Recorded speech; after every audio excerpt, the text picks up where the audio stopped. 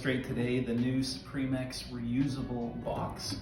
Looks a lot like an ordinary box, however, it has two flaps with two seals so that it can both do the outgoing trip as well as the return trip. Start by sealing up the bottom end.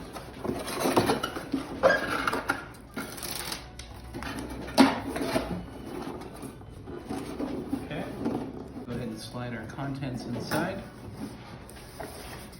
And when we're sealing it up, we're going to tuck this flap inside. That's going to be our return flap, and we're going to seal it like we normally would. And voila, we have our outgoing box. Now, if the item needs to be returned,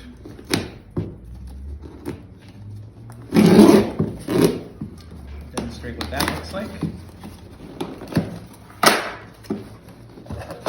It up,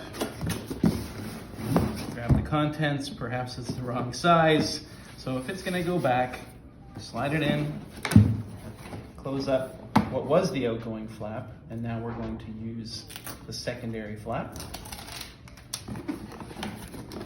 Voila. We now have a two-way box, two trips, most environmentally friendly box available for this application.